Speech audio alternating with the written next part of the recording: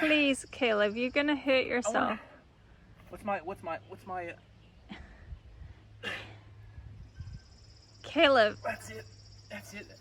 CrossFit. Caleb. You're like Ace Ventura.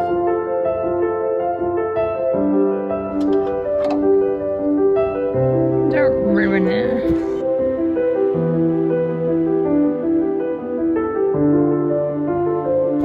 Okay, how's my hair? Gray and dusty.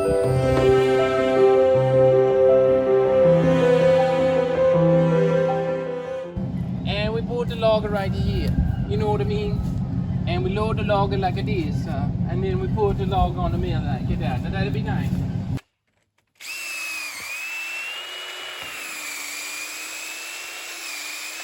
Hi gang, so glad you're joining us. So we freshly milled these boards off a log. You normally don't use green lumber for anything. Green meaning like it's fresh. It's still pretty wet. But we're willing to take that risk because this is outside. It will dry out. Boards will dry, especially when they're pinned, screwed down. They'll dry somewhat. These will move a little bit. I'm banking on it. It's okay. It's a pergola. It's gonna have a bunch of shrubs and stuff growing on it and whatnot, and it'll look the business.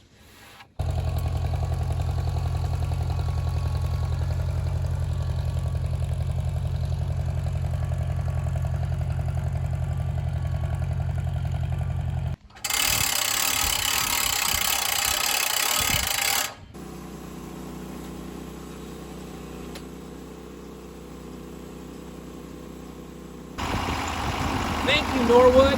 Your product is awesome.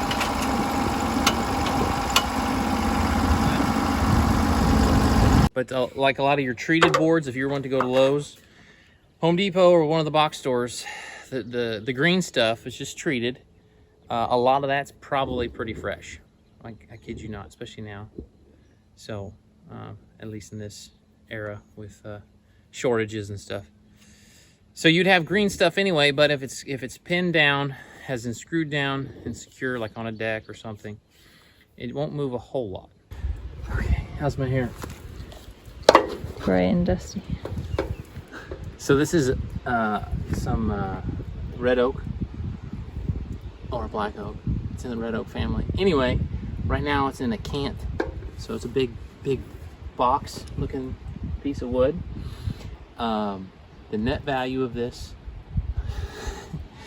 is so right now we're gonna make some posts out of this guy.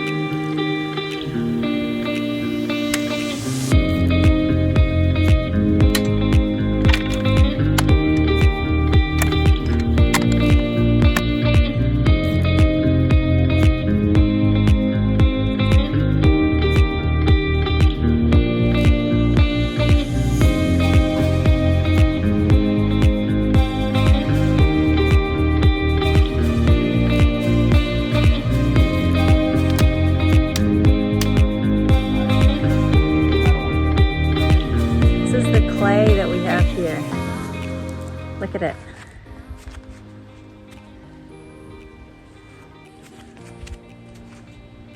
You could make oil pots out of this. It's like terracotta clay.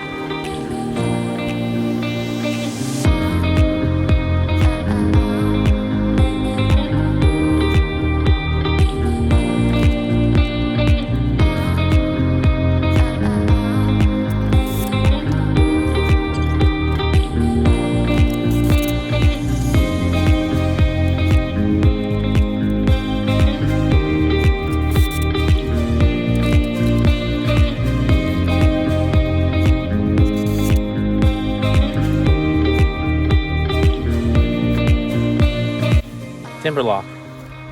Pre-drill. Timber lock comes with its own bit.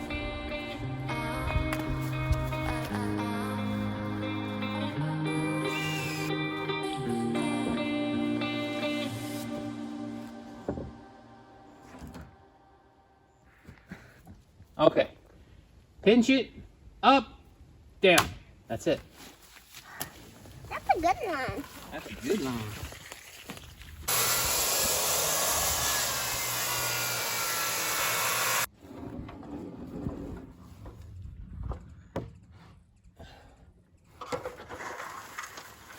Since you're holding shrubs and stuff.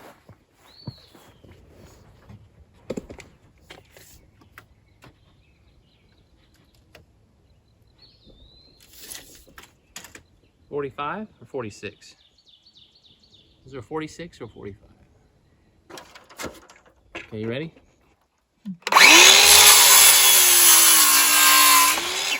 Okay, that's 8 inches. Now, do you want, shall I leave 2 inches, drop down an inch, and then go down to, what am I leaving? So I can have a pattern.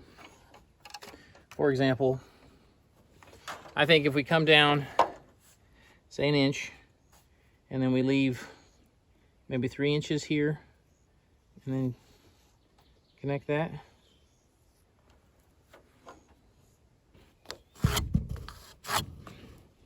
LJ.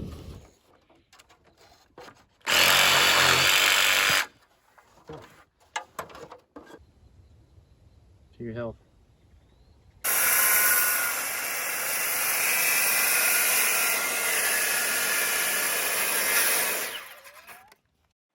Caleb had also milled some home-felled hickory, which I thought would make beautiful planters to put around the legs of the pergola.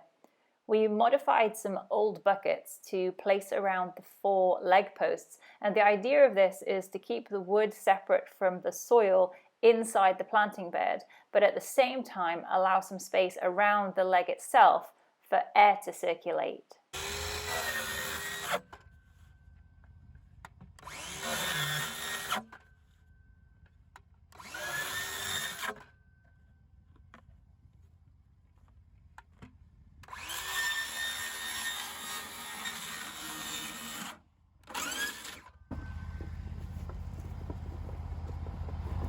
Bottom off?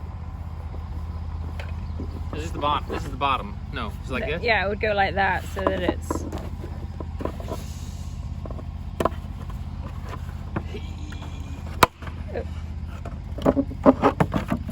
Oh, perfect. How's that? Yeah. Just get some. We assembled the wooden planters to cover the height of the buckets, and then, as with all my raised beds, I added liners to the beds using feed bags, which I saved from the horse and chicken feed. With wood being an organic material, it's always going to respond to the weather, and although hardwoods are good for many years, I like to find ways to slow down the process. For people who are concerned about microplastics leaching into the soil, you can actually check the code on the bag that you're using to understand more about the type of plastic that you have in your garden. For us, we try to repurpose as much as we can, and we have used food-grade bags and feed sacks to make waterproof linings in our raised beds. We've used it to create house wrap on our outbuildings and sheds, and insulation liners in our coops. We're 3 years in now without seeing any deterioration, and they are about as good as the day that they were bought. But it's a personal choice, and I would recommend that you do your own research. At this stage, we were into our 2nd day of working on the pergola, but with everyone involved, it didn't take us long to get the remaining planters assembled, lined, filled, and ready for planting.